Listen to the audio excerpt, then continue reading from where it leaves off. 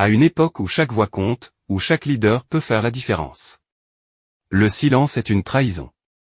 Vital Kamerhe a peut-être des ambitions, mais face à l'histoire, seul comptera sa loyauté envers le peuple. Je crois que nos amis du Sud Kivu du Nord qui peuvent vous dire que Nyabibwe est effectivement tombé cette nuit. Ils sont à Iwusi.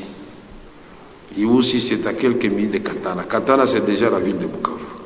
C'est pourquoi je vous ai dit, est-ce que nous allons continuer à tourner en rond ou nous allons donner la matière au président de la République pour montrer.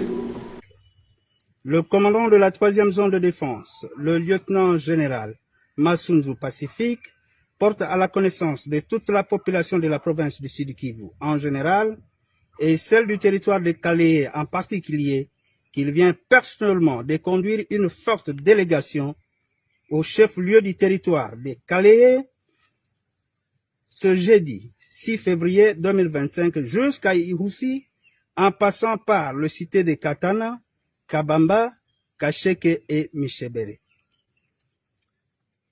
Cette tournée sur toute la ligne de front a comme objectif de couper court aux rumeurs propagées par l'ennemi faisant état de l'occupation de l'armée rwandaise et ses pantins du M23 de cette entité administrative. Les forces armées de la République démocratique du Congo sont prêtes et continuent à assurer la sécurité de toute la population, sans distinction aucune, ainsi que la défense de l'intégrité du territoire national, à ce qu'aucun centimètre de la République démocratique du Congo ne sera laissé au profit de l'armée rwandaise et ses supplétifs de l'AFC et M23. Nous appelons toute la population de la province du Sud Kivu en général et celle de la ville de Bukavu en particulier au calme et à faire confiance à son unique armée, le FARDC, et de ne pas prêter oreille aux messages mensongers propagés par l'ennemi de la République dans les réseaux sociaux et ne jamais le relayer sous quelque forme que ce soit. Nous profitons de cette opportunité pour remercier tous les compatriotes congolais, toutes catégories confondues, engagés pour la paix et qui soutiennent leur armée de diverses manières.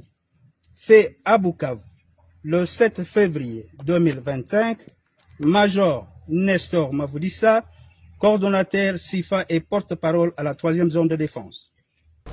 Oui, peut-être aussi souligner que nous puissions avoir aussi une pensée envers nos compatriotes de MOBA.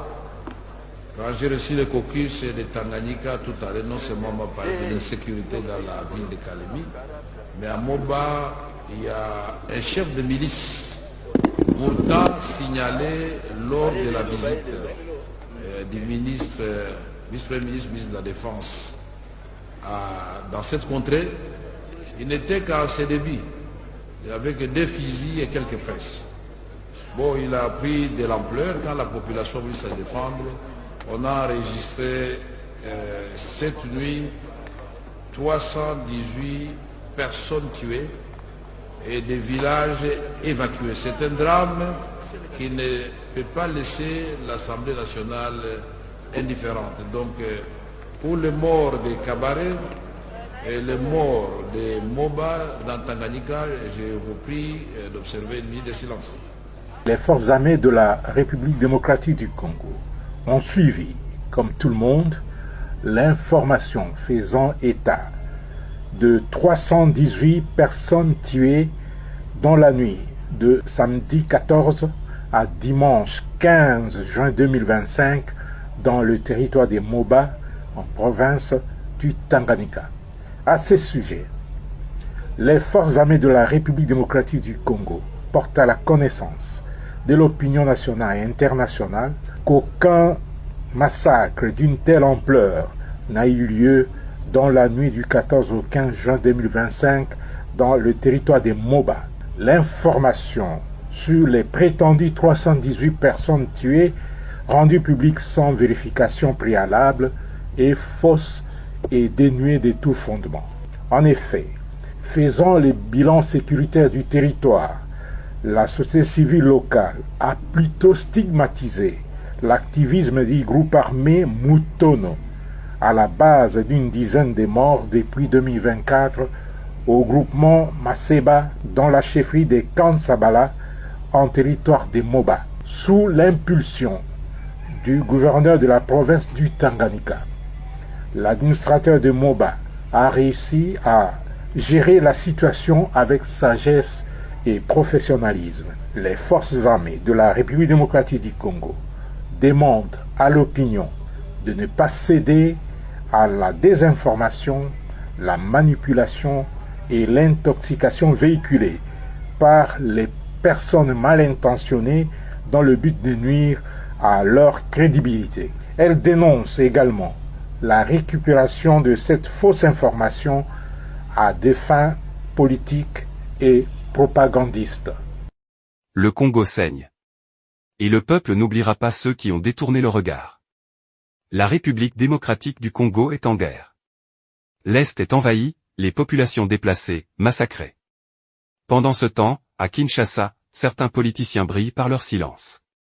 Et l'un des plus puissants d'entre eux, fils du Kivu, reste étrangement muet, Vital Kamerhe. Pourquoi ne parle-t-il pas? Pourquoi semble-t-il même protéger ceux qui agressent notre pays? Aujourd'hui, posons la question, pour qui travaille Vital Kamerhe? Vital Kamerhe est né à Bukavu, au sud Kivu, une région aujourd'hui au cœur de l'horreur. Il entre en politique au sein du PPRD, proche de Joseph Kabila. Il devient président de l'Assemblée nationale en 2006. En 2010, il quitte le pouvoir, fonde l'Union pour la nation congolaise, UNC, et se positionne comme opposant. En 2018, il s'allie à Félix Tshisekedi, joue un rôle central dans l'accord de Nairobi et devient directeur de cabinet du président. Ancien directeur de cabinet de Félix Tshisekedi, il est aujourd'hui président de l'Assemblée nationale. Homme cultivé, stratège politique, mais aussi un acteur dont les choix soulèvent de nombreuses interrogations. Il revient à la tête de l'Assemblée nationale, l'un des postes les plus influents du pays qu'il avait déjà dirigé les années antérieures. Oui, un homme de pouvoir, d'influence, d'ambition. Mais à quoi sert cette puissance s'il n'en fait rien pour son peuple en danger? Depuis 2021, le mouvement terroriste du M23 a repris les armes. Ce groupe, soutenu ouvertement par le Rwanda, sème la terreur à l'Est dont des centaines de morts, des millions de déplacés, des villes comme Bunagana, Rutshuru, Kiwanja, Mushaki, Kanyabayonga, Goma, Bukavu sont tombées une à une.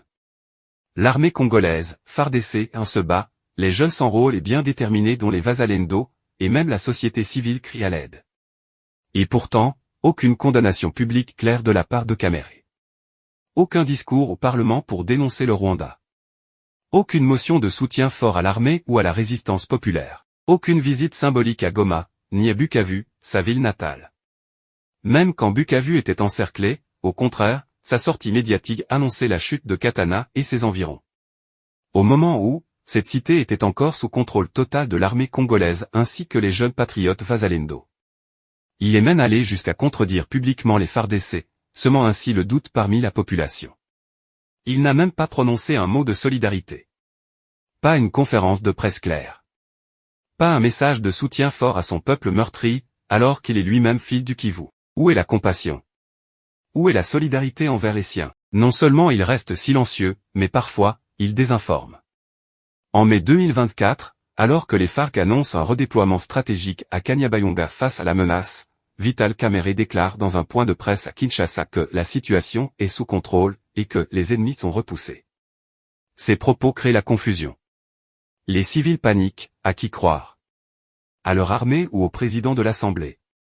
En juin 2024, lors d'une séance plénière, il bloque la proposition d'un député du Nord Kivu demandant une résolution pour reconnaître officiellement l'agression rwandaise. Il répond en ces mots, il faut éviter de politiser le drame et rester dans une dynamique diplomatique. Pourtant, une posture jugée lâche par la société civile et les activistes. Une fois de plus, il déclare la mort de plus de 318 citoyens congolais dans le Manono, une mort causée par les conflits armés mais sans vérification.